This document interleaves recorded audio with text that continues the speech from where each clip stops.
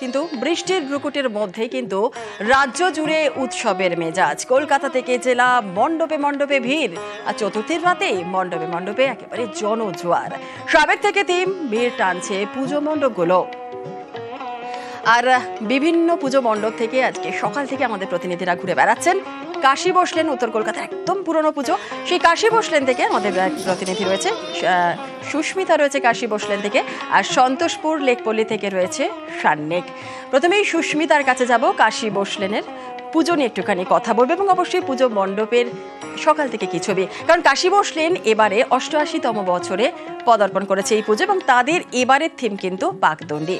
সকাল থেকে মণ্ডপের ছবিটা কেমন রয়েছে সুস্মিতা? দেখো জুনেলা, প্রথমেই তুমি যে বৃষ্টির ভ্রুকুটির কথা বললে, সেই বৃষ্টির ভ্রুকুটি কাটিয়ে আম জনতা, আম বাঙালি, তারা যে পুজো মুডে বা ফেস্টিভ মুডে চলে গিয়েছে, সেটা একেবারে প্রথমার দিন রাত বা দিন থেকেই নজরে এসেছে। দুর্গাপুজোর আনন্দে যাতে ভাটা ফেলতে না পারে বৃষ্টি, সে কারণে সকাল সকাল পুজো মণ্ডপ পরিদর্শন, সেই পরিদর্শনে বেরিয়েছেন বাঙালি। এই মুহূর্তে দাঁড়িয়ে রয়েছে ৮৮ বছরে উত্তর কলকাতার কাশী বসলেনে, যে পুজো মণ্ডপের এবারের থিম পাকদণ্ডী, আর যেখানে লীলা মজুমদারের সাহিত্য কলা ফুটে উঠেছে। পুজো মণ্ডপ একবার পরিদর্শন করায় গোটা পুজো মণ্ডপ বা পুজো মণ্ডপ প্রাঙ্গণ জুড়েই রয়েছে লীলা মজুমদারের লেখনী, লীলা মজুমদারের সাহিত্য, লীলা মজুমদারের স্মৃতি। আর সেই স্মৃতির টুকরো কোলাজি কাশী বসলেন, যার পুজোর থিম এবার পাকদণ্ডী।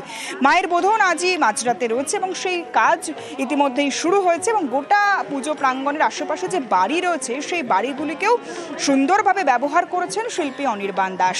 সেই বাড়ির দেওয়ালেও শিল্পী লীলা মজুমদার, সাহিত্যিক লীলা মজুমদারের যে লেখনী, তার যে কলা, তার যে কীর্তি, সেই কীর্তির টুকরো কোলাজ ফুটে উঠছে এবং সাধারণ মানুষের ভিড়টা দেখলে বোঝার উপায় নেই যে পঞ্চমীর সকাল এটা। তার কারণ মর্নিং ওয়াক থেকে আরম্ভ করে যারা মণ্ডপ পরিদর্শন, পুজো পরিক্রমায় এসেছেন, তারা প্রত্যেকেই উপস্থিত রয়েছেন এবং তাদের সকলেরই একটাই মন্তব্য বা একটাই মানসিকতা, যাতে রাতের ভিড় এবং বৃষ্টির যে ছায়া, বৃষ্টির যে সমস্যা, সেই সমস্যাটা মেটানো যায়।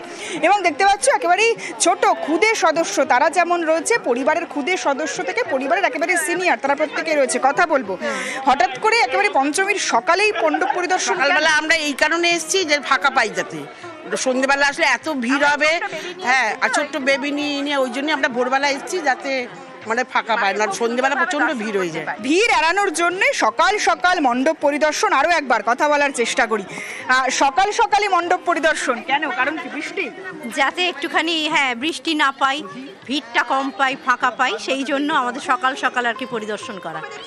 কেমন চলছে, কেমন যাচ্ছে পুজো? একেবারে শুরু ফেস্টিভ মুডে।